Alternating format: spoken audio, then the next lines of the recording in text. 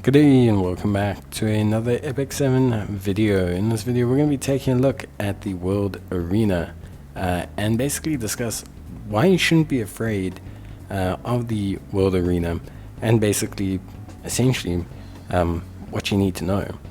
Now the World Arena will be unlocked for you upon hitting rank 60 regardless of your progress in the story. World Arena is a very simple concept. You have ranked battles, which are where you face other players.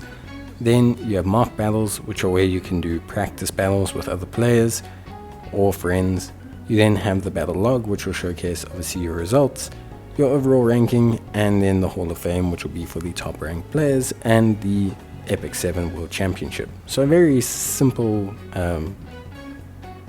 game mode. The big thing will be understanding obviously ranked battle and the process of ranked battle.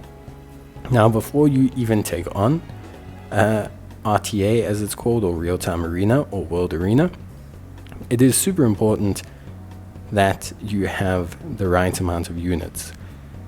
Now it says you need 5 of each type.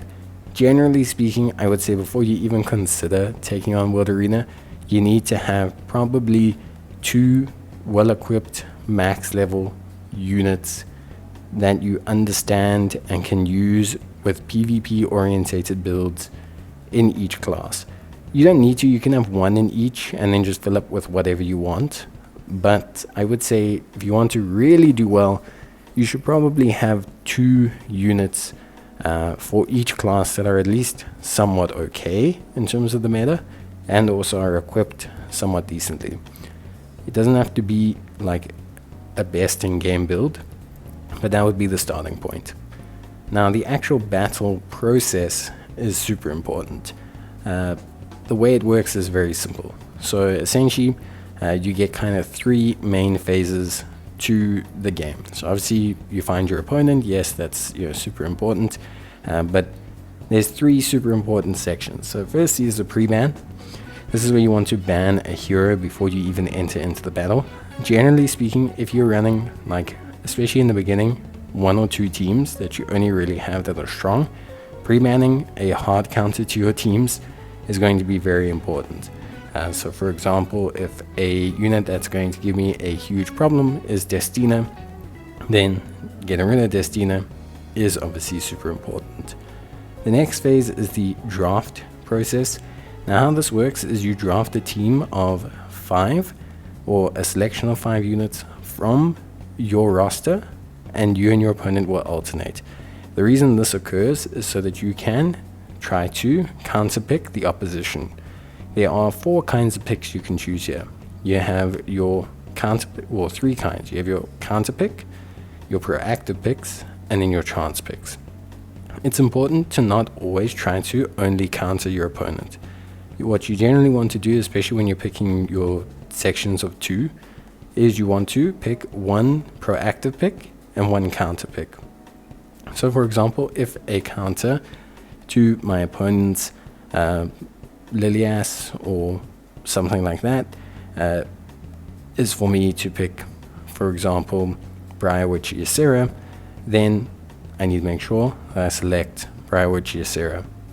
And then if I want to choose a proactive pick, if I want to cause them to maybe have to counter me, then what I want to do is maybe I want to pick Kraus, for example. It's just it's a way of saying try not to only ever counter your opponent, because what you're doing then is you're giving them essentially the final pick, rather counter and then proactive. And what this does is it forces them to consider countering you, because the next important process is the banning stage.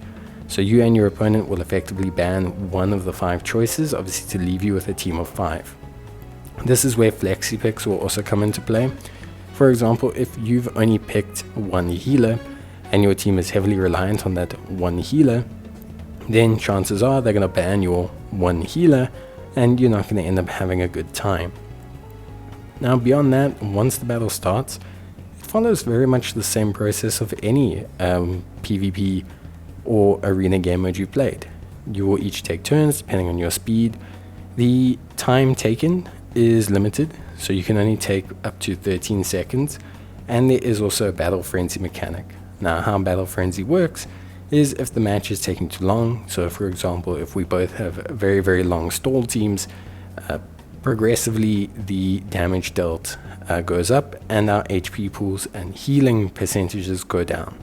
So this is just the battle frenzy mechanic. It's not something that you should see very often, but you can see it, and it does. Some people actually do play with that battle frenzy mechanic in theory. So yes, what's super important about RTA, don't be scared, firstly. If you have, I would say, 10 usable units for PvP, give it a go. Building up those units, make sure you have 4 cohesive units that make a team, or 5 cohesive units that make a team. Even if you lose, it's not the end of the world. Firstly, because even if you're the lowest rank, earning rewards is always better than not earning rewards. So not ranking in a season is really, really silly. Ranking and getting a rank and getting rewards is better than not.